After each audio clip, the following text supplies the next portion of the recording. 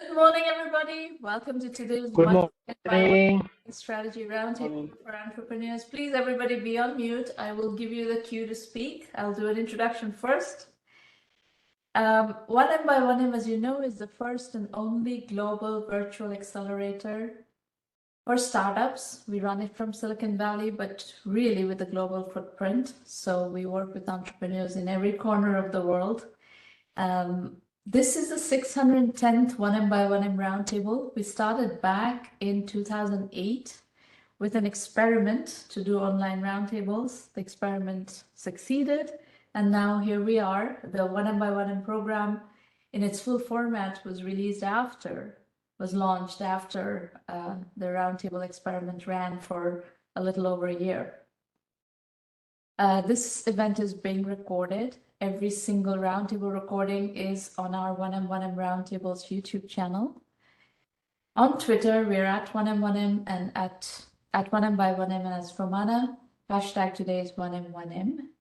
These are the call-in instructions. Your computer audio should work as well. So if you want to dial by phone, these are the instructions, but otherwise use the audio in the computer. Little bit of context setting, background setting, expectation setting before we dive in.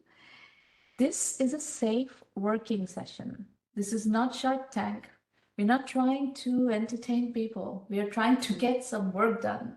And we are completely on your side. This is, the only agenda here is to figure out what you may be able to do to accelerate your journey or what you may be doing wrong and you need to course correct on.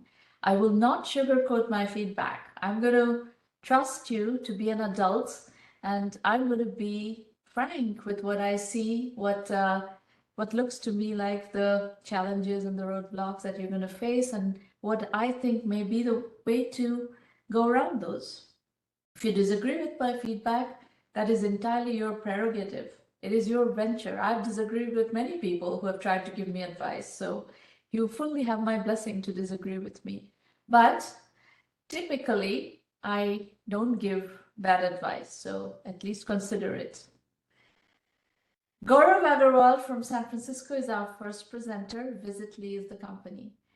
Gaurav, please unmute your line and tell us what you're working on. Thank you very much, Samana, and hello, everyone. So my name is Gaurav. I've been living in the San Francisco Bay Area for 20 years now.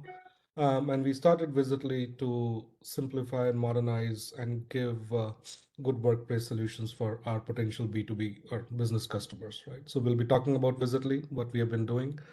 So the basic idea around Visitly is to provide, any enterprise or organization that you go to, you get a lot of visitors coming in for various purposes, and there are different industries have different requirements for managing visitors into the workplace. So Visitly is focused around building solution on optimizing that experience, giving enhanced security and compliance and meet compliance needs, and improve the overall experience of anybody coming into workplace as a visitor for our business customers. Thank you.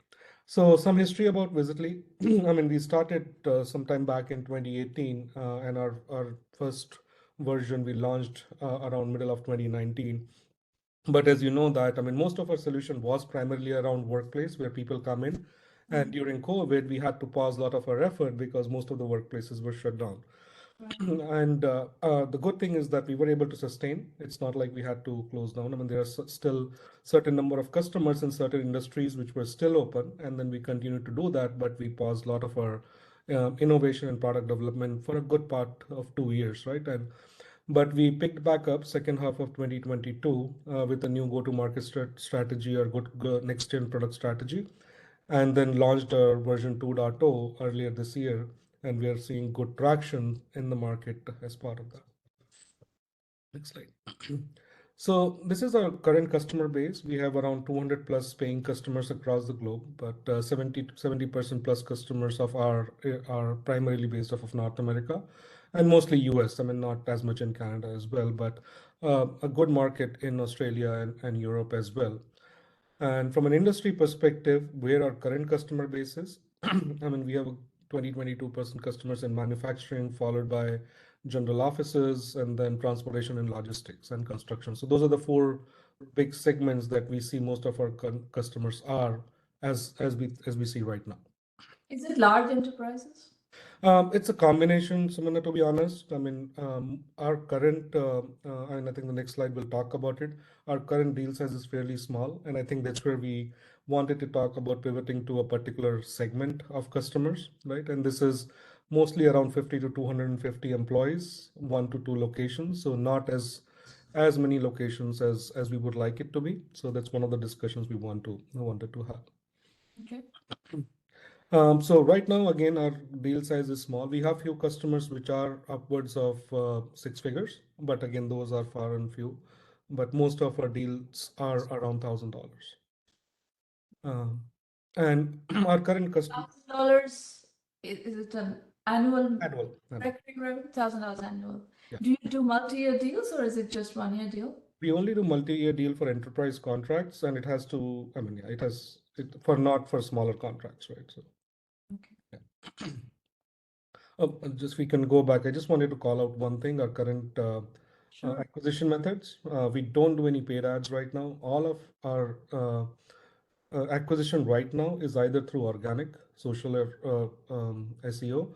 And we do some spend on our marketing, which is through our listing website. So we have G2 Capture or Product Hunt. We have some pay-per-click budget that we have spent, and that's where our primary acquisition channel. So we don't have any outbound yet. We don't have any partners yet who does our channel partners or any other broader outbound strategies as of right now. Okay. Right. At a high level, what are the challenges that we are solving for? I don't think I'll read through all of them, but I think focus is primarily around compliance, safety, security, risk management, and Why are people buying? Do you have a sense of those 200 deals that you have closed? Do you have a sense of what is the primary driver for buying of all these different value Yeah, propositions? so the most of them is compliance and security because Okay, a lot of these industries are regulated. I mean, in terms of either occupational safety and people are coming in, are they signing all the right waivers, what information, evacuation management, and things like that, right? So Okay. compliance and safety has been the biggest driver. But for some organization, the secondary driver is efficiency and experience. So I think in combination of two, that's where most of our customers' primary reasoning for going with us. Okay. Right. And just a quick blurb on how we are addressing these challenges. So we have created our applications, which has multiple ways you can address these challenges. I mean, 100% cloud-based systems, manage multiple locations through one single pane. Visitors can use an iPad-based kiosk or a web application using contactless sign-in. And we launched that as part of post-COVID implementation that people don't want to touch common surfaces. So scan a QR code, sign in. I mean, but I mean, I won't talk about every feature. I mean, they're like of the platform, but end of the day, this is what it is. What is a TAM, right? I mean, what we are focusing on, right? Even though we have customers across the globe, right now we have focused our entire energy on US geography or market, so that we are more focused on the providing the value proposition here. We are looking for US businesses having a physical work location with more than 10 employees. I mean, what we have seen is that the value proposition for less than 10 employees is not enough, right? And we have also narrowed down the industries which can truly get value. I mean, we have eliminated like the retail industries and things like that, which I mean, which may not have that kind of value from this. And if you look at the funnel, we came down to around 2 million businesses across US, which may get value from a solution like Visitly. What is the size of this? What is the size of the manufacturing companies? In the current customer base, Shamana, or in this model? In the TAM. In the TAM, it goes from 10 employees to more than 1,000 employees, right? So when we did our analysis, uh, we have, based on NAIC's data, they have segmented how many manufacturing companies have 10 employees, and then 20, 20, 20 to 50, 50 to 250, and that goes back all the way to 1,000 plus. And we have used that information to create a multiplier, right? If you are less than 10 employees, your annual spend might be $400, but if you are more than 10,000 employees, your annual spend may be $10,000, right? So that is what the TAM was model based off of. So if you don't have to necessarily answer this question if you don't have that answer right away available, but I would try to figure out how big a company can you build based on just manufacturing. Uh, so trying to understand the question. So I'll tell you why I'm asking the question. Let's go back to your value propositions. Yeah. Huge compliance risks and security concerns, right? Mhm. So manufacturing factories in particular have physical security concerns also, Mhm. right? So then that is a really strong driver in buying your product. Mhm. Corporate offices have less of that. Mhm. Warehouses actually have a different concern, a different kind of security concern, which is theft. Yeah. So what I'm looking for is that kind of double, really mission critical pain point where people letting people in is a really risky business. And I think that's where you're going to get more traction by definition than elsewhere. Yep. Construction companies is an interesting, unless it's a construction site, that kind of security concern is not there, right? And the offices of construction companies don't necessarily have the same issue. Mhm. Manufacturing has it in droves, that kind of physical security concern, and warehouses have it in droves because of a different reason, which is theft. Yep. So I would model those two to figure out what is the TAM for each of them, and I would do bottom-up TAM analysis on both of those. Yep. So that's, I think, what you were talking about. So this is what we have done. So manufacturing is somewhere around 250,000 businesses, which falls within that category, more than 10 employees in manufacturing companies. So and I think followed by their wholesale suppliers and others. So TAM, by the way, this is something you need to learn, is TAM is what you need is a bottom-up TAM analysis to really assess how to go to market. I would kind of double click down on the sectors that you're going to really focus on and do full-fledged bottom-up TAM analysis on those. Sure. Business model and pricing. I mean, we have three basic plans. I mean, starter is, as I said, I mean, it is entirely based on number of locations and number of employees, which drives the visitor volume. So most of our customers are on business plan, as I mentioned before, small to mid-size companies. We have around 10% of our customers on enterprise plan, and that is where we want to invest, focus, because I think the value there is a lot higher. Enterprise manufacturing is where you want to go. Yes, yes. All right. And just something from, I mean, from a differentiator perspective, I mean, the way we have designed the solutions and companies can be up and running is less than 5 minutes. There is no huge onboarding, very minimal learning curve. We have created standard cookie cutter for different industries so that if you are manufacturing, we know based on our customer, this is typically you look for. So the system comes pre-configured, so you can be up and running and just tweak it based on your different nuances, right? So that is a big differentiator. Do you have a slide? I'm going to, in the interest of time, I would like to see, do you have a competition? So is there a competition? Are you running into people in deals? Yes? Yeah, there is competition at different levels. I mean, there are two or three big players still, but they have become very complex, so to speak, right? And their focus area has broadened a lot more than managing this area. A lot of our customers are coming to us from those based on two reasons. One is financials. Those prices are 4x more expensive compared to what we offer for similar set of things. And there's time to deliver for newer things is much longer, right? So that's where we are able to compete on that. Still a lot to be done there, but there is competition and there are few big players. Yes. Okay. And you're doing this as a bootstrapping with the paycheck situation? That's right. And how many people on the team? So we have a team of contractors. I mean, who's primarily work on You're a solo engineering. entrepreneur with a virtual contracted team. That's right. And the contractors are in India? In India, yes. Okay. And what is the current MRR, ARR situation?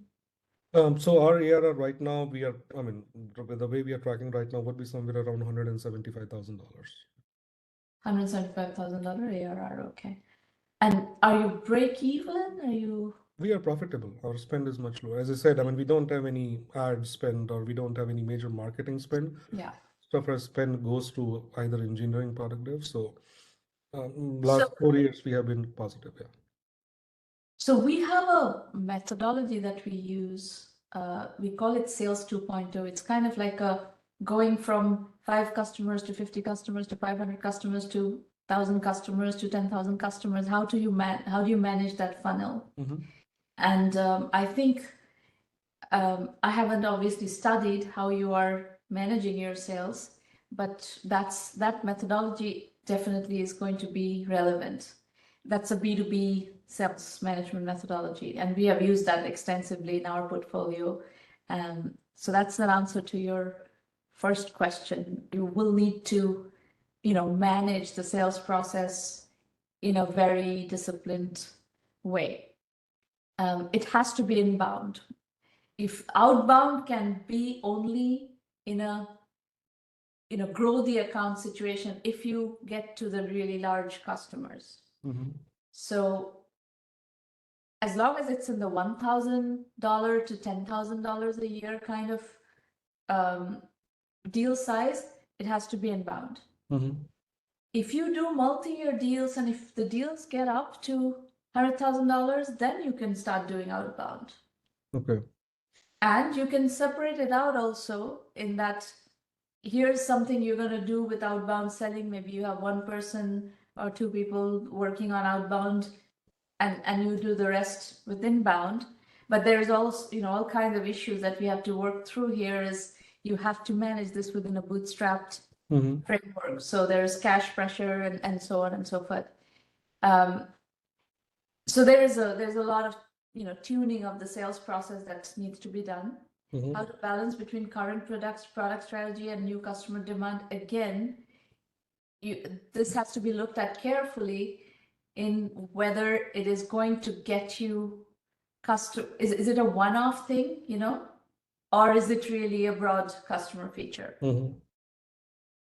How to balance full-time job and bootstrapping. You are getting to a point where you may be able to quit your full-time job, but that really depends on what is your burn rate and how much, you say you're profitable, but there's a trade-off, right, between paying yourself, paying your own bills, paying for all this other stuff like salesperson and so forth. So there's all of those issues that we have to work through to make that decision.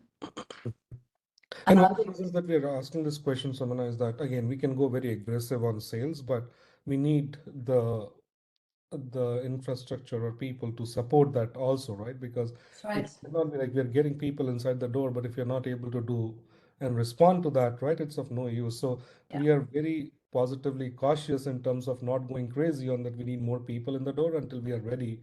Which is why I asked you the question about manufacturing. How big a business can you build within the manufacturing sector where the value proposition is the strongest?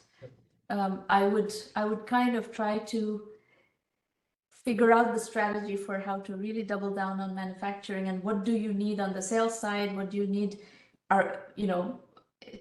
Whether it's small accounts, large accounts, what do you need to be able to close that? Do you need to go close the large deals in manufacturing? In which case there is a case to be made for, you to start shifting this is obviously a validated business. You're doing well, you've managed to validate it and everything. So this looks like this is what you're going to be doing for the next 5 years. So it's a matter of deciding at what point do you want to leap in and really take that decision. And then I would also look at your feature functions requirements that you're getting. Is it going to help you really double down on manufacturing? That's my preliminary feedback. I will explain in a little bit after I finish working with everybody on how to use 1Mby1M, and you're welcome to join the program. I'll help you more. Sounds great. Thank you, Samana. Thanks. You're very welcome. Is Vitrag on the call?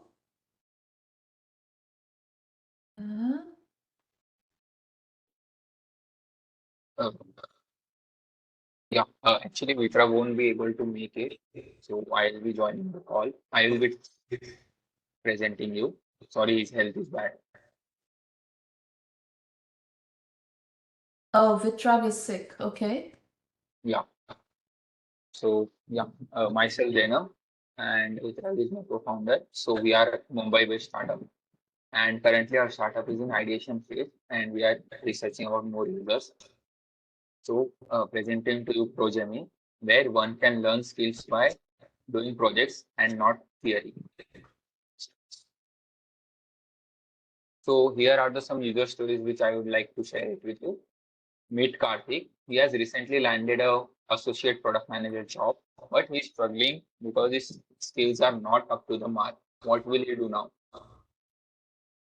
So meet Aditi. She comes from a non-tech background and does not have 6 to 12 months to crack a technical product manager role. And also she is finding difficult to take out the time for her courses. So what will she do now? Meet Ravi. He has done many courses, but still he is not confident whether he can apply his concepts to his job. So what will he do now? Current courses in the market focus on 90% of the theory and 10% of the projects. This, in fact, creates a huge skill gap.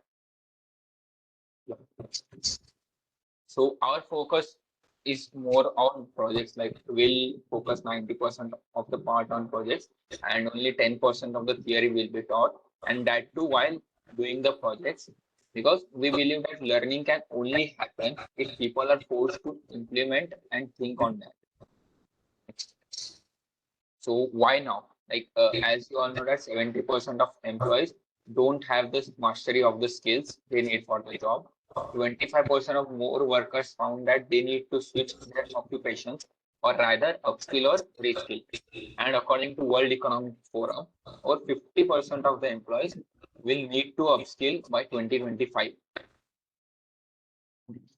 So our mission and vision are very clear. Our mission is to redefine the experience of learning by enabling people learning via projects and in each and every category. And our vision is to become the first company that comes to someone's mind when he wants to upskill. Next. So these are the current projects in the market. Like most courses in the market, as I mentioned, are mostly theoretical based. The one is of Udemy, the second one is of University of Virginia, and third one is of product leadership. That you can see they are whole theory based. So our product management courses will be category based, and this is a kind of USP you can say. Like there will be many categories like fintech, product management, health tech, edtech, agri-tech, like each and every sector. And also we are focusing on each and every niche as well, like technical product management, AI product management, data product management, business, entrepreneurs, enterprise product management, B2B, B2C product management. So yeah. We other categories we want to expand in future are finance, management, consulting, tech, design, and each and every category which we can revolutionize through projects. Our business model is simple. We'll sell each courses for 1,000 rupees, which is somewhere around $12. We'll have the subscription model as well of a base amount of 7,000 rupees, which is somewhere around $90. And also the course will be made by the instructor. So instructor will give instructors a small upfront payment, and then instructors will get 20% of royalty on each course he sell. Next. So our USP is that our curriculum will be crafted by top 1% people. Okay. People can learn by doing projects. People can practice their projects according to their specific domain, and experts share their real life scenarios they faced while working and how did they solve them in their current company. Next. So our learning outcome is people can build a great proof of work, which is very much required for a good career. Next. Our computer analysis is so we are classified on four parameters. First is category specific learning. Second is experience based learning. Third is project based learning. And fourth one is price. because quality of experts is mostly similar. Like all the competitors have top 1%, and course duration depends on each and every company. So our main USP is that we are making users learn via each and every category. And in experiential learning, like only two to three global companies like product faculty, product school, masters union focus on that. And project-based learning is almost done by each and every company, but that too, their projects are very generalized, and we are creating specialized projects for students. Next. So sorry, our price will be very affordable. Like it will be somewhere around 7,000 rupees, as I mentioned, $90. And the prices of product faculty school are somewhere around $300, $400, $500. And Udemy, as you know that Udemy is a very cheap platform in case of pricing as well. So, but Udemy does not have project-based learning. So yeah, we have a USP over them as well. Our course duration will be 2 to 30 hours. Like it will be recorded. Yeah, next. Our Our go-to-market strategies are very simple. We'll partner with colleges and corporates for upskilling. Secondly, we'll reach out to other product management communities. There a lot of aspiring product managers are there. Thirdly, LinkedIn marketing and influencer marketing can be done because LinkedIn is a group of professionals. And also the people who make courses for us will also market because they will get 20% royalty on that. Next. Thank you. So, Jainam, I imagine Vitrav is going to be also listening to this recording. So this feedback is for both of you. Yeah. The key issue is the chicken and egg, right? You're talking about a marketplace. Marketplaces take a long time to get to critical mass. You are going to have to convince, you're saying top 1% content producers to produce for you, which is not easy because right now there are a lot of platforms where there's a lot of foot traffic where content producers are going and setting up their content, people who want to. So first question that you need to answer is how are you going to attract content producers to do content for you? Because, you know, I get every week I get multiple pitches like this to produce content for new platforms, and I don't even look at these pitches. Okay. So how are you going to convince people to produce content for you? And you're talking about content, product management content in so many different domains. It's not easy to find that content to even get you started. And until you have content, you can't even start getting students. Yeah. Right. You need a critical mass of content to be able to start recruiting students. So the first question that I would like to see an answer to here is where is, you know, how are you going to get started? How is this going to get off the ground? Yeah. So first of all, like we are not a marketplace, we are an aggregator sort of thing wherein we have the control of whether to make courses from a product manager or not. Secondly, I think it is not a big challenge because there are many product managers who are willing to make such courses. Yeah. And also like top 1%, I don't mean exactly top 1%. They will be from good companies at a good at a good level. So yeah, there are many people who are ready to make courses for us right now as well. So yeah, we are thinking to launch with 4 courses, and we have four product managers or 4 experts ready right now from different companies. So the good news is the market is already validated. There are product management courses out there. There are obviously people willing to learn product management, and you have these product faculty, product school, you know, all these are product management offerings, and even experience-based, project-based learning, what you're trying to do, those people are doing, they're charging a lot more. You want to do the same thing for a lot less. And that's, and you want to do something more compressed where the course duration is shorter, etc. So this is not a new idea. It exists. You want to change the pricing on it. You want to make it more affordable and so forth. So that's, in terms of validation, there is not much other validation that you need. You can go and do it.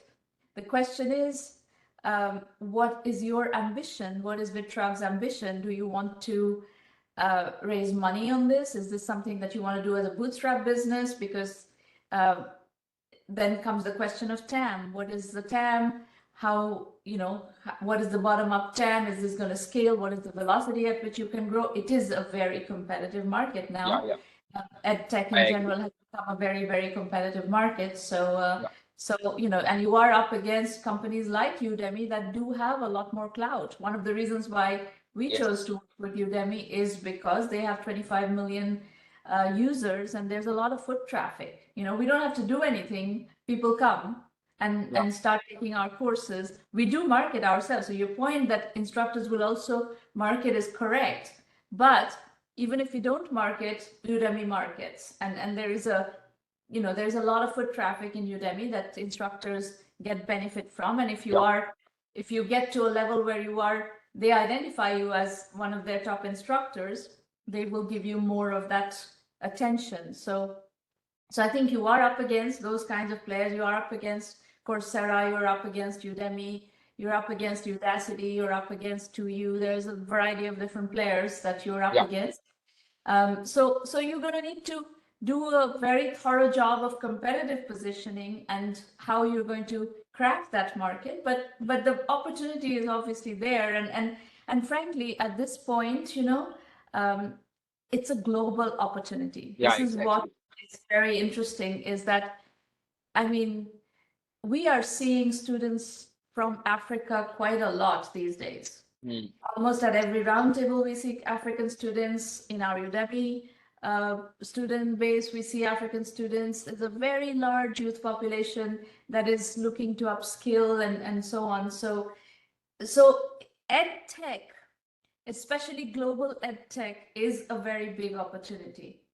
Having said that, you will have to figure out a way to break through a very noisy market. So I'll answer some of your questions. So firstly, we are trying to make bootstrap business only. Like we have collected some amount via freelancing. Secondly, I agree that the competition is that it is very competitive market, but we want to break it via pricing and delivering actually what is needed and not just beating around the bush and teaching the same theory which is available for free on YouTube and Udemy. Thirdly, just a second, let me address your point. If you want to do a bootstrap business, there are a lot of advantages. Then you can grow at your own pace, and you can figure things out. There's a lot of experimentation involved in building businesses. And doing that experimentation, and this is, by the way, I'm not just talking to Jainam and Vitrag, I'm talking to everybody in the session today and otherwise. Experimentation on investor dollars or investor rupees is a very counterproductive thing to do. Experimentation is better done in a bootstrap mode. Now, if you hit upon a method, some go-to-market strategy, something that kind of, gives you virality, gives you velocity, you have, even if you're a bootstrap company, you always have the option to go get money. If you can find velocity, you always have the option of getting money. So I agree with you that bootstrapping is a good way to get started. And frankly, you will not get money to get started. In any case, you will have to bootstrap. So do your freelancing, do your bootstrapping with a paycheck, do whatever it is to aid bootstrapping. In 1Mby1M, we use these terminologies: bootstrapping with a paycheck, bootstrapping using services, bootstrapping using piggybacking, and so on. So the philosophy is bootstrap first, raise money later. So I like that you are following that philosophy. You had another point? So I know that the market is very saturated, but we'll try to break into B2B markets as well, like in corporates and education institutes, where they are just starting off with product management and they itself don't have good enough resources to teach their students. So we can place our course there as well, like students can take courses there as well. And in corporates as well, employees can do upskilling. The main question I want to ask from you is like, do people upskill? And this is the main question we are thinking, like, People do upskill. People are upskilling at very, very large numbers. You know, as you know, we follow Udemy very closely because we have Yes. chosen to work with them.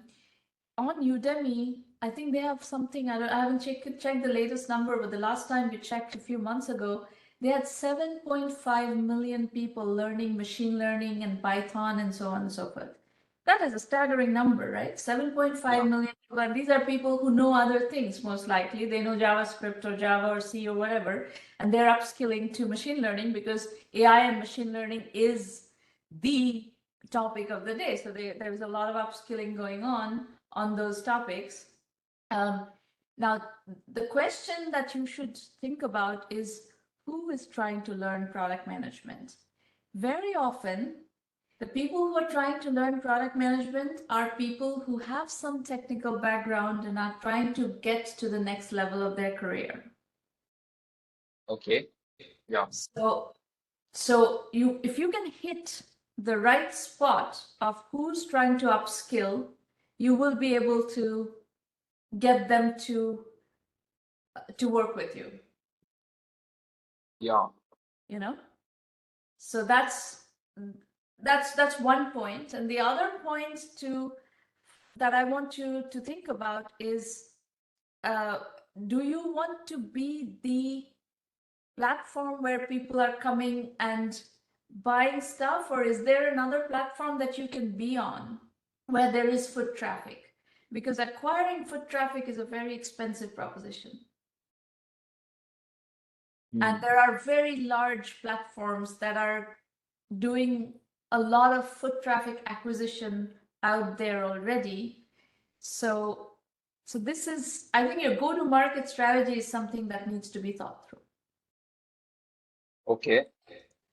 So Jainam, I'm going to move to the next presenter. Thank you so much for your time. You're very welcome. All right, Jude from Benin. Benin? Are you French speaking or English speaking? Jude, you need to unmute your line. Okay, good evening, everybody. Nigeria is English. You're English speaking. I can hear it in your accent. Go ahead. Okay, so what we're trying to do, the name of our startup, is it really a startup? Is Durandel, and what we're trying to do is to establish or expand the supply chain for antibiotic fish, across the entire market ecosystem. Okay. Next slide.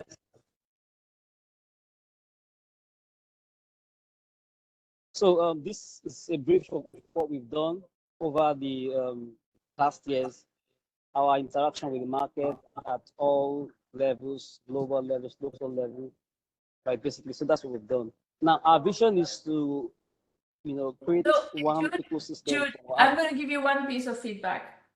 This slide is completely wasted because you have so much text on it. I don't know what to focus on, and nobody else who's listening to this presentation knows what to focus on.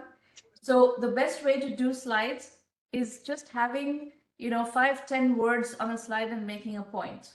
And this slide, you've probably put in 100 slides worth of points here, and I'm not getting any of them. So the slide is a wastage. The presentation is not flowing because that slide is not done properly. So what is the point? What point do you want to make on this slide? Just, split it out into individual slides. Okay. It's noted. Next slide. All your slides are like this. We won't be able to use the slides because it's too much stuff. Yeah. Let's go to the next slide. Okay. So what's the market environment? Hang on, let me ask you some questions and try to extract the essence of what you're trying to do. Is this a two-sided marketplace? Okay. Are you trying to gather all the players in the fish ecosystem of Nigeria and then pair them up with the buyers? Is that what you're trying to do? Yes, on one part, we're trying to bring them together. So we're servicing the B2B space and the B2B. On the B2B space, we're trying to bring all the stakeholders that are involved in production, Okay. then eventually link them up to the market, Okay. right? So basically, the problem in the Nigerian aquaculture space is not just a market problem; it's a complete supply chain problem where producers are unable to get inputs. You know, this If you lack of depends on which problem do you want to solve. If you want to solve the marketplace problem, that is one kind of business. That is a tech business. You know, tech-enabled marketplace, two-sided marketplace business. If you want to solve the supply chain problem, that is a brick and mortar business to a large extent. So that is not an IT business. Yeah. Which problem do you want to solve? Component of the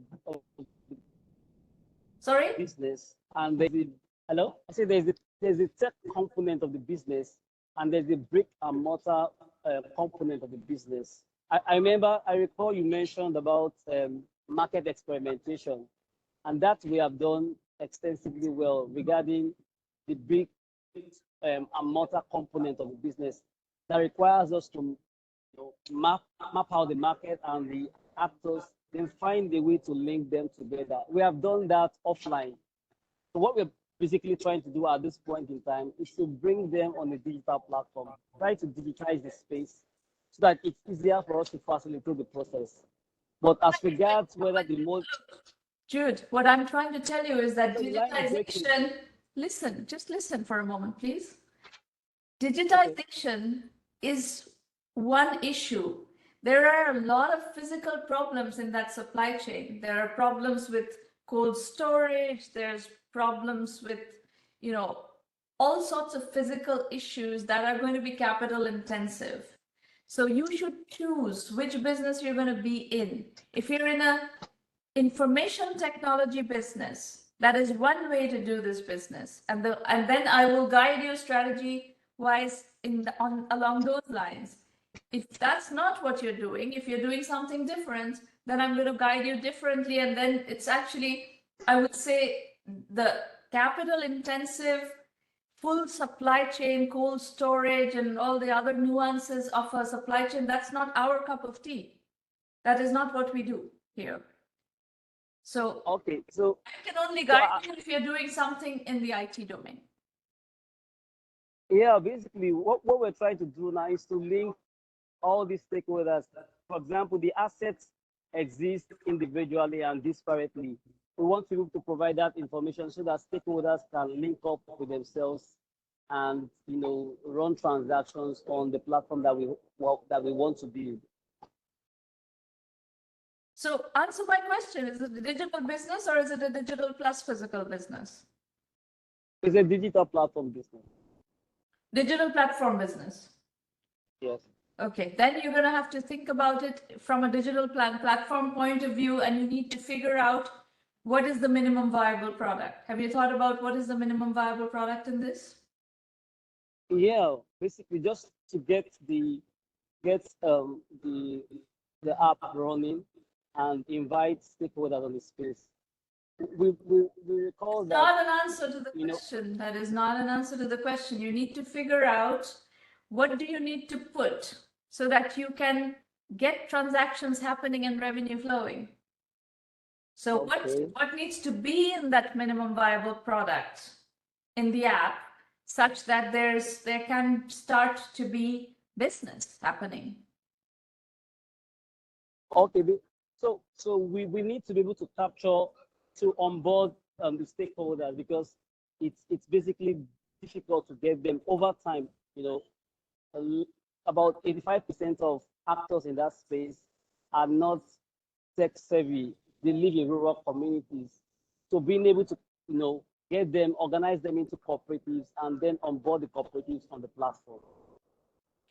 Yeah, so when you come on the platform, transaction happens. This phenomenon exists in many, many aspects of business. So I like the fact that you are taking a vertical and looking to digitize that vertical and can create the whole method for that. That's good. But you're going to need to think about how you start. What do you do at the very beginning? What is step one of this? You're Presentation is very complicated. I can't get to that heart of the problem. Where do you start? How are you financing this business? Where you guys are working? Do you have jobs? What's going on? So I have a business that funds this project. You have a business. What kind of business? I supply some, like, the sector uses some inputs like supplement, probiotic based supplements. I see. So I supply Okay. the farmers. So I know them and they trust us. Okay. So you have a business from which you can fund this other activity. Yes. And is there technical skills on your are there technical skills available to you Yeah. to do this? Yes. We have our protocols that farmers currently use, and they are achieving successes, resounding successes. Mortality rates have reduced significantly from about 15 to 3%. You know, low resource use, low energy consumption, low water consumption. So it's really big on the end. Jude, you're going to need to learn how to build technology businesses.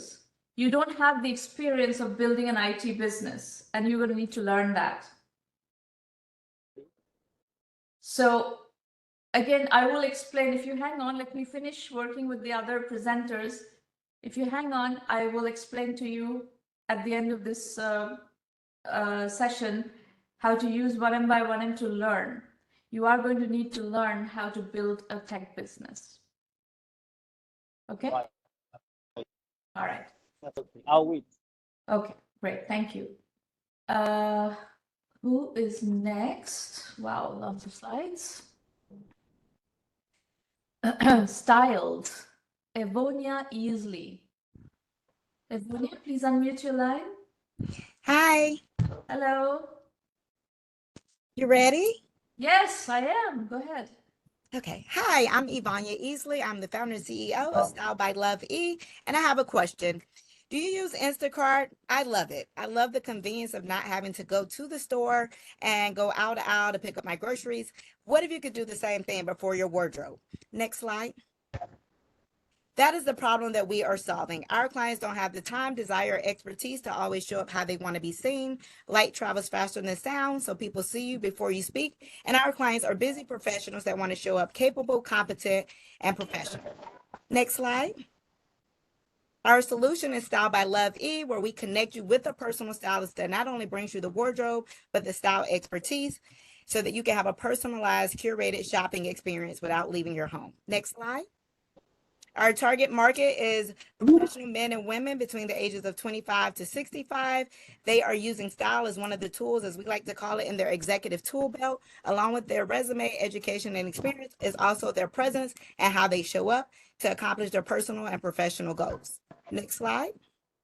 Our business model is we have subscription and retainer clients, on-demand clients, as well as style activations that are a ticketed event. Our marketing strategy is collaborations and partnerships along with social media and B2B. Next slide. Our traction is we have over 12,000 followers on our combined social media platform, over 2,000 email subscribers. We had over 300 downloads of our MVP app, and we already have over $100,000 in revenue. We're on track to make $250,000 this year. Next slide. Very good. I am a certified personal stylist and industry expert and published author. My work has appeared on Fox, HLN, CNN, Bloomberg, MSNBC, and more. Next slide. Our team has experience in growing and scaling companies in the B2B space, marketing, and tech. Next slide. And our ask is $500,000 for us to implement more AI and VR. We have experimenting in VR as of now. We had a really great VR activation earlier this year with a great response, and we are doing more of that in the next quarter in the fall. We also want to increase our operations as far as staff, sales, marketing, so that people can know that we are here. Next slide. And these are the questions I have for you. But in my closing, we are the future of retail, combining the human touch with technology, giving you a personalized shopping experience that you cannot currently receive at brick and mortar retailers, as well as online shopping. The other thing is the return as well as on-demand services are over $1 billion industry. And with the data that we receive from our clients, we will be able to share with retailers and designers as far as fit purposes, to be more sustainable as far as what people are buying and returning, as well as making style and shopping personalized and convenient. Thank you. Evonya, Yes. I love your energy. Thank I you. love the fact that you're already in revenue and so on and so forth. So you're validated and everything. That's great. I'm going to start, actually, I'll give you feedback on all of your points. The first question that I'm going to deal with is bootstrapping versus capital investment. I don't know whether your business, based on your pitch, if I put my investor hat on, I do not know whether this business is fundable or not. Do you know why?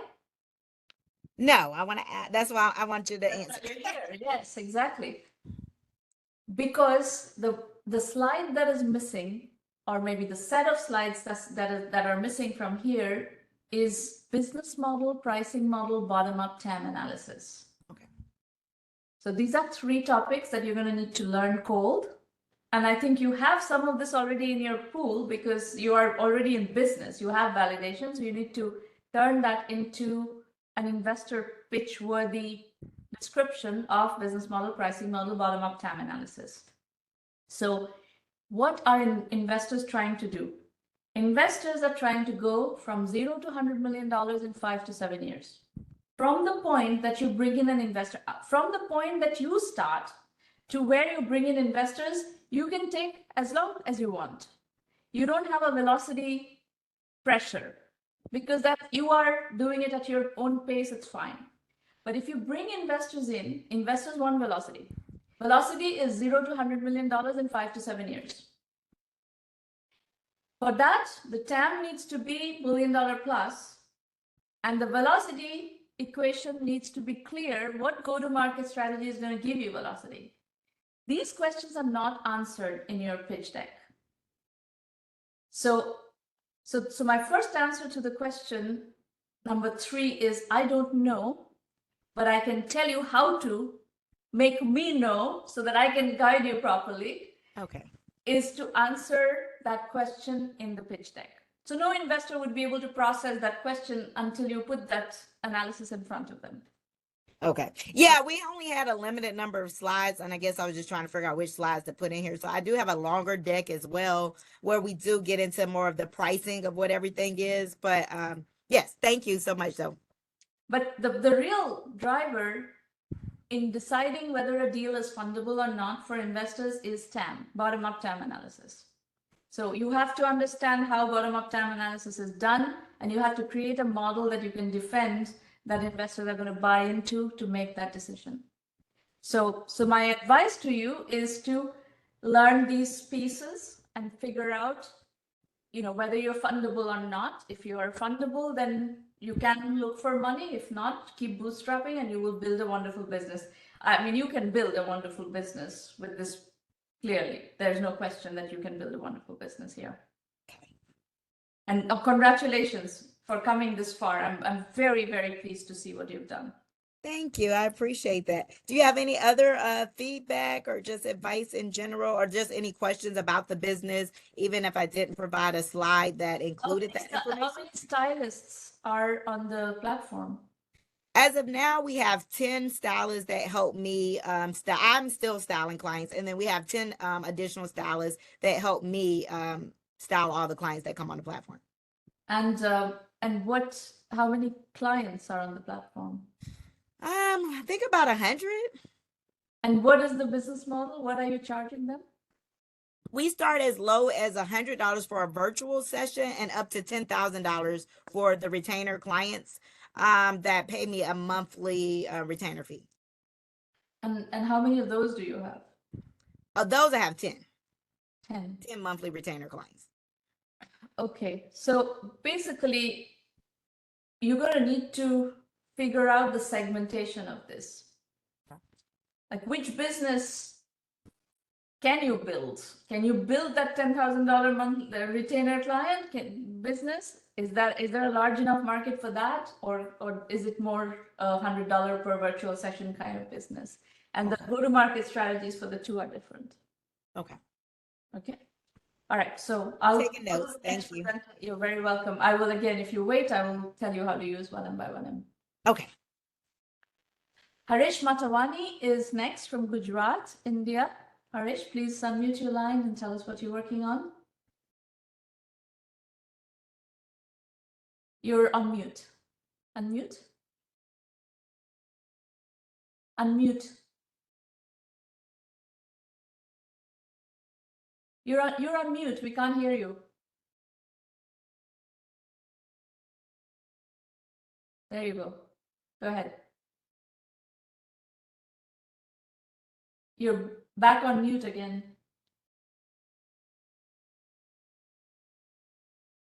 Am I audible now? Yes, we can hear you now. Go ahead. Great. Good morning once again, and thank you for giving me the opportunity. Previous 5 slides also, 5 presentations also, I had a great learning. Thank you so very much. You're welcome. Just a great little correction. This is Harish Ratwani, Ratwani. All right. And before I really go to the presentation, I just wanted to have 2-3 lines about myself. Immediately after graduation from science, I joined the pharma industry. Since then, I have been in pharma industry only. Okay. For half of the career, I have worked in domestic market in India, and later half of my corporate career, I have worked in Africa continent. Okay. And my last assignment, I was handling the entire continent based in Johannesburg, South Africa.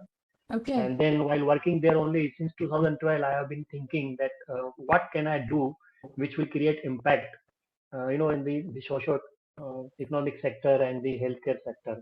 And Harish, that is how this idea proposed. Pardon?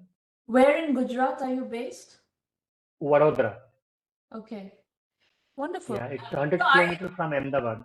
I actually am of the opinion that Africa is a tremendous opportunity for India to do business with in this next decade and yeah, it's already happening. Yes, yeah.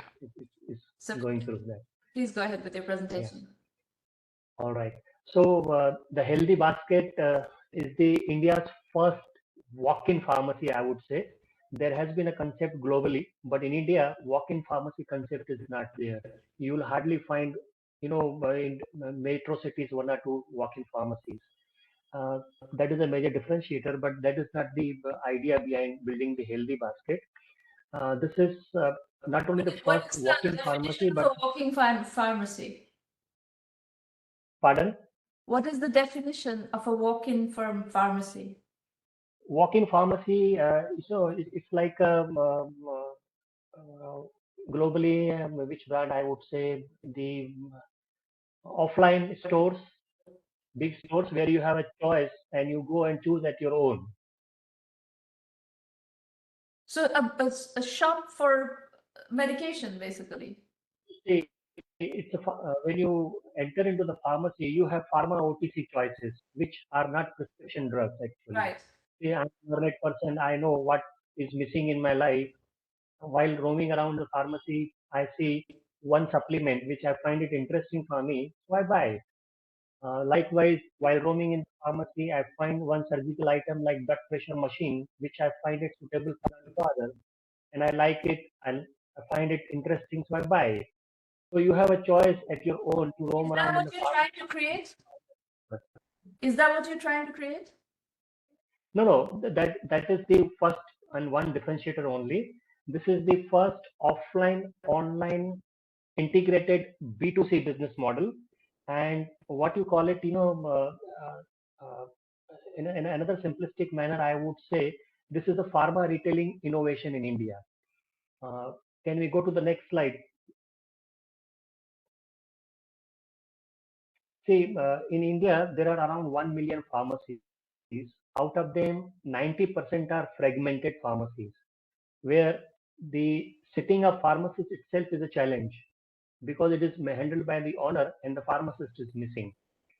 The putting up of the medicine as per the guidelines of FDA is another big problem. But that is again is a physical problem. There are other healthcare related problems in this fragmented pharmaceutical retail sector. One is of self medication. In India, as per the survey, people take 3 days to go to a doctor before addressing their uh, illness or ailment problem. Till then, they do self medicate. When I say self medication, they go to a pharmacy and they say, "I have a headache. Please give me some medicine." Mm-hmm. Now, while working in the pharma industry, I have realized how learned, first of all, is the pharmacist to give that medicine for the headache. At the same time, is there a pharmacist available? So this is number one problem we are solving. That is the self-medication. The another and important and a very significant problem we are addressing is the senior citizens regular checkup. I have mentioned in the slide, 75% of them see the doctor less than recommended, especially for the chronic ailment like diabetes, blood pressure, or rheumatoid arthritis. They take one prescription, they go to a doctor once, and they repeat that prescription every month. Just go to a pharmacy, buy that medication, and continue. Unless and until they find something, critically happening to them or some major changes happening to their health, they will go to a doctor. Also, it is not that it is their intention they don't want to go to a doctor, but there is a problem. To go to a consultant, they have to wait there for 2 3 hours. Fee is another issue. So there are so many, socio-economical issues also. Most of the senior citizens at their home have blood pressure machine, diabetes machine, but they don't know how to operate it. That is the number two problem we are solving. The third problem already I have told you that by the virtue of fragmentation in the pharmaceutical retail sector, there are different issues, physical issues and the pharmacist issues. Value-added services are virtually missing in the sector. So by the way of giving value-added services, we are solving so many other problems also. So what is our solution? We are not only the first walk-in pharmacy which provides, generic medicine. When I say generic medicine, there is a difference in the international context and in Indian context. In India, we have branded medicine and generic medicine. Now, when I say branded medicine, it is actually a branded generic medicine.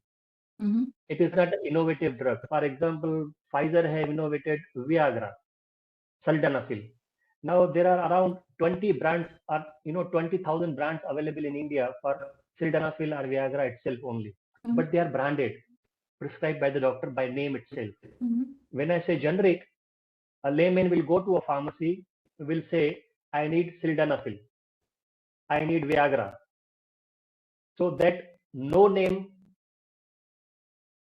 medicine will be given to them. That is called generic medicine. Mm-hmm. Now, there is also a quality benchmarking issue. If I give you a context, when I joined this industry at that time, there were around 30,000 manufacturing plants. Mm-hmm. At present, the number has substantially gone up. But most of the generic medicine are endorsed by the local guidelines, the state level guidelines. Mm-hmm. The benchmarking is WHO approved plants. There are in Gujarat, if you take the example, only 17% plants are approved by WHO. 33% plants are approved by the foreign regulatory authorities like US FDA, European Union FDA, or different regulatory authorities in the world. But they are all export-oriented plants. Mm-hmm. The rest of the 50% plants are supplying medicine based on the local guidelines. There are a lot of challenges into this, and that's where we have kept the benchmarking by providing WHO approved plant generic medicine only. We have no control on branded medicine because doctor prescribes brand A, I have to dispense brand A only. I cannot give them brand B because it is prescribed by the doctor. Now that brand A also is coming from which plant we do not know. Mm-hmm. Whether it is WHO approved plant. Nowadays, companies are mentioning as a marketing tool and to give the advantage of showing it to the doctors or the prescribers by that this WHO approved plant. But as I gave those data, 50% are coming from the non-approved plants or local. In the interest of time, could we speed up a little bit? I see that you have a bunch of discount numbers here, 90% discount on generic medicines. Right. Can you even source medicines that you can offer at 90% discount? See, we have to understand this context in a little more detail. Let us say I gave you the example of Viagra, for example. I'm just naming Viagra because it's very famous. Sure. Now, Viagra, for example, is MRP mentioned is, let us say, $10. Now, generic medicine, which is having no name, have no, supply chain involvement from CNF agent to the distributor to the retailer. There is no marketing team to promote it to the prescriber. So it is from the manufacturer directly to the wholesaler and to the retailer. So there is no chain of supply chain involved. There is no marketing team involved in it. Okay, so I got it. So that's not my question. My Yeah. question, I'm trying to understand what you're saying. You're not providing 90% discount on the generic medicine. You're providing a generic medicine which is at 90% discount to the branded medicine. That's what you're doing. That is one thing, but the MRP mentioned on the generic medicine also is at par to the branded medicine. What? You get my point? No. The generic medicine also, the MRP mentioned on the product is $10, not $1. What? You get my point? No. I'm completely confused. Viagra is MRP, maximum retail price is $10. The generic no name Medicine product is also MRP is $10. Okay. You get my point? I mean, if you So I think give them 90% discount on $10 and sell them at $1. why would they do that? Is that what they do currently? See, what has happened so far, I would say up to 2020 or up to 2019, people used to sell this generic medicine also at the very high cost. They used to give, let us say, 30% discount. Okay. But still, they were making a lot of money. The government of India has introduced this generic medicine model through their own channel and sanitize the people. They have given an awareness to the people that generic medicine are not that costly. Mm-hmm. So they have their own medical stores also. They are selling only generic medicine. Since then, there have been a lot of campaigns going on, and the competition is introduced in the market. So now generic medicines are, sold like up to 70%, 80% is very common discount from the MRP. But the bottom line is that the way you are achieving that discount number is replacing branded medicine with generic medicine. That is the bottom line. Yeah, but we have no, control on. At our own, we cannot change unless and until it is a consent from the doctor and the patient both. We can change it. As per the regulatory guidelines, we cannot change it. What is written in the prescription? If it is a brand A, we have to give brand A, not even brand B. So if patient says you need a doctor. The patient, yeah. So doctor and patient both. Yeah. So now the next point that is freaking me out here is free doctor's consultation. How do you do free doctor's consultation? I don't think that is operationally doable because doctors are not going to work for you for free. No, they will definitely not work for us for free. I will definitely explain you this in my coming slides. You will get the answer. But we have, let us say, two entries in the store. One is directly to the central store, where we are keeping pharmacy and pharma OTC products. The other entrance is for the doctor's clinic, where the doctor is sitting. When I say it's a free clinic, it is providing some, very critical services free of cost, like regular checkup, consultation, blood pressure, and diabetes checkup. But it is a revenue generator. It is a revenue generator. When a doctor prescribes medicine, patient has to buy medicine from the pharmacy. How is that a you get the point? For the doctor? Pardon? How is that a revenue generator for the doctor? See, doctor, we keep it on the salary. Doctor is going to get a salary. Yes. We employ them. That's my point, is that I think the unit See, economics there are is not you have to understand. See, there are two, three different categories of the doctors. One is general practitioner, one is consultant, and in general practitioner category also there are different set of doctors who are available. So it's viable, and it's legal and it's available. Yeah, but how are you going to finance this operation? If I think this business cannot be a revenue, cannot be a profitable business if you have to finance all these doctors. You have to pay their salaries and not make many. We are already profitable. I will show you how it is possible. Okay. Okay. Now, this is a detail I just provided. The segment where we are working on is organized I retail don't want to see pharmacy that. I sector. want to see what's happening. What is the business that you've built? Tell me more about what is the business that you've built. Okay. Now, the number one differentiator, as I told you, is a walk-in pharmacy. When person comes in, he doesn't come only for the purpose of prescription medicine. He comes for the other products also, service-oriented products also. And how many Now, such pharmacies do you own? see, after doing the pilot project, I have only one unit. You have one unit. Okay. So this is one One unit unit. in Vadodara? Yeah, this is the traction from the one unit only. Okay. All right. So go ahead. All right. Okay. So when they come with the prescription, we give them the medicine as per the prescription, whether generic or branded, as per the consent of the doctor and the patient. From where we earn, that is from the medicine.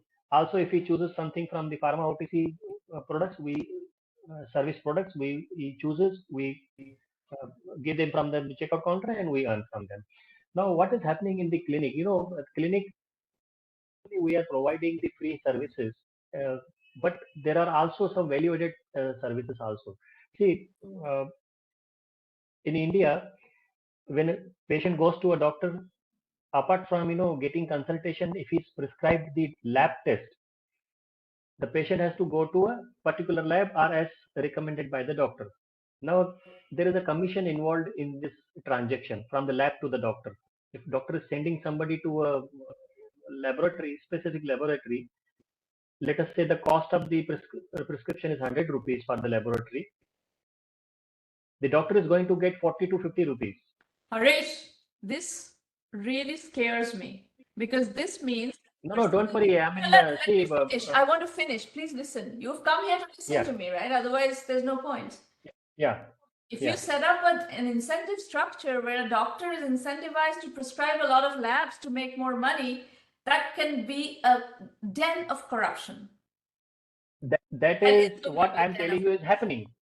That is what I'm telling you is happening. We are not doing it. So, but the other problem that it's happening because that is how people are sustaining themselves. I think the problem that you have is that there's not a lot of money that you can. I mean, 6.7 lakhs after 4 years of being in business is not a lot of money from a revenue point of view. True. So it's the business model of your venture doesn't make me feel very comfortable that this is going to be. I mean, you can do the business. You want to do it as a social cause thing. You like it. You know that you are passionate about this business. You can do it. I don't see a problem with it. But this is not the kind of business that is going to grow into a very large business. Okay. Let me add 2-3 more lines to it. In India, there are 3 different models of pharmacy business. One is offline. One is online. When I say offline, there are categories. Some only selling generic medicine, somebody selling only branded medicine. The big brands I am telling you. And competition point of view, I'm telling you. When there are online pharmacies, there are exclusive online pharmacies also. Now there are online pharmacies, there are issues. The issues are like regulatory issues, technical issues. They cannot dispense all the medicine. They can only dispense chronic medicine because patient can wait for 2-3 days to come for the medicine. When there is a malaria, there is a fever, there is a typhoid, acute ailment we call it in medical language. Patient needs medicines immediately. Harish, you can explain all that to people who need to know that. As far as I'm concerned, my feedback to you is that this money is going to be impossible to raise. For the simple reason that investors want to invest in things that are growing fast and that have ability to generate a lot of money from a profitability standpoint and so on. I don't think this business is growing very fast. I don't think this business will grow very fast. And I think the economics, the unit economics are really suspect. So I don't think this is a fundable business. All right, I take this feedback very positively. However, there are online medicines which are there again coming with the hybrid model, launching physical models. You can disagree with me. This is your No, prerogative. I say I know it is a very competitive thing. It is difficult to raise the money. I understand your point of view. There is no doubt about it. Why I've explained to you, investors invest in businesses for velocity. There is a lot of investment available in India today. Huge amount of and there is no lack of venture capital. This is no longer the 2000s or 2010s. There is a serious amount of money available in India now. A lot of funding is happening, but funding happens when investors see a possibility of velocity. And I explained the equation. You have to go from 0 to $100 million in 5 to 7 years, and the equivalent in rupees. And if you're not showing that kind of velocity, the chances of you being able to raise money is very low and to nil.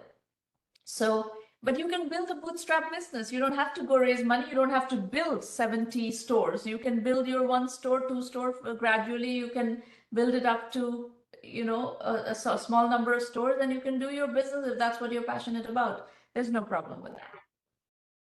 But if you try to raise money, this presentation is not going to cut it. Okay. All right. So, I can take more questions if we have time, but I'm going to first explain to you, for those of you who need help, to see how 1M can help you. First and foremost, my ask from you is, if you liked what we did today, refer serious entrepreneurs to 1M.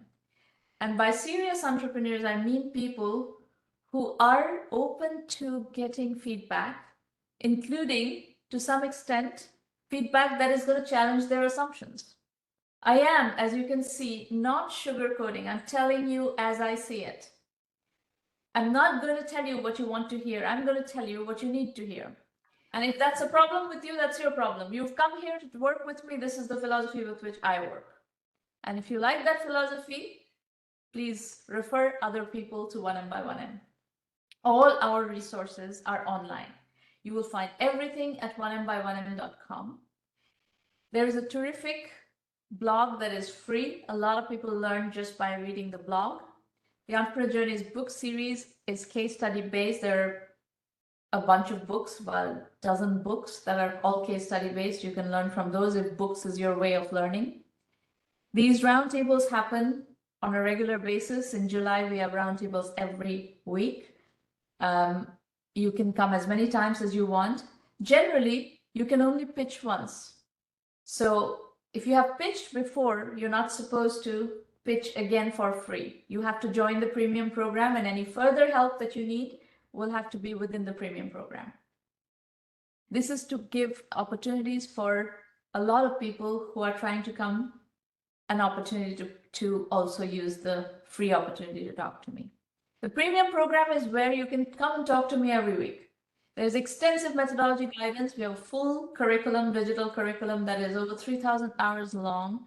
There is very efficient organization in the curriculum. If you need to learn bottom-up TAM analysis, you can learn bottom-up TAM analysis. If you need to learn the Sales 2.0 methodology, you can learn that. All of that is in the curriculum. You can learn it on your own, in your own time, at your own pace. The consulting, coaching, mentoring happens in format like this, but it's private for members only. We do help you with financing, but there's a whole philosophy of fundability. I have to deem that you're fundable before I send you to the investor network. We do work with hundreds of investors, but you have to be fundable for us to send you there. Go do the self-assessment on the website. It's a free tool. These are the due diligence questions that investors would ask you. You will need to answer these questions. There's a free bootstrapping course on the blog pinned to the top. It's less than 1 hour long and it's excellent. It was commissioned to us by LinkedIn and it has had many, many 100,000 users. I strongly recommend you go over that. And some of you have already done a lot of great bootstrapping. Evonya has done wonderful bootstrapping. So it's great that you're that far along with the bootstrapped methodology. Another way to learn are our Udemy courses. We have started working with Udemy 2 years ago, and now we have, over 70 courses on Udemy, and you can definitely learn there as well. If you're at the beginning of your journey, in particular, you have a lot of learning to do of how to build a tech startup. Udemy can be a great entry point. We are seeing huge interest in these Udemy courses from a lot of underserved geographies. 1M1M Basic is another way you can access our curriculum. That's $99 a month on our website, and you have access to our entire curriculum. That's also viable. Like if you're trying to learn Sales 2.0 or TAM analysis, this is not available on Udemy. For that, you're going to have to go to either 1M1M Basic or 1M1M Premium. So go look at the website, dig around, what to expect from Basic, what to expect from Premium. Go to the FAQs, video FAQs, and the curriculum is described in great detail. It is a case study based program. I am not teaching this program by myself. There are thousands of successful entrepreneurs who have helped me build this enormous resource, and it's now available to entrepreneurs all over the world at your fingertips, wherever you are. Investor introductions, please go. If you're coming here for investor introductions, go through the policy page on the website. Our philosophy is bootstrap first, raise money later. Do not go to investors as beggars, go as kings. Our methodology is lean, capital efficient, bootstrap startups. And yes, we do raise money. We have raised, many of our companies have raised huge amounts of money, but that's after bootstrapping first. That's it. All 4 Thursdays next month have roundtables, so lots of slots available. You're very welcome to register and come work with me. We do have a little bit of time to do more Q&A. Either you can dial in or use your computer audio.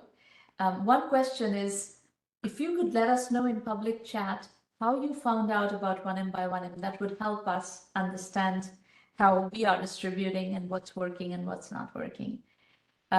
If you have questions about the program after this show today, Irina is your contact, irina@1mby1m.com. She's been with the company for a long time and for 15 years, and she will be able to help you and answer those questions.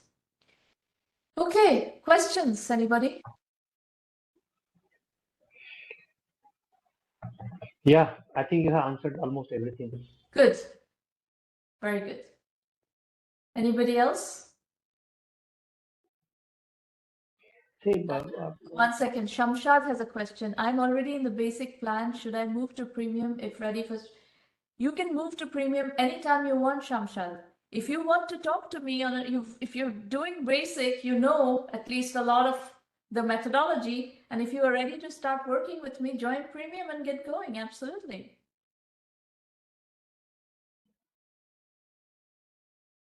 Anybody else?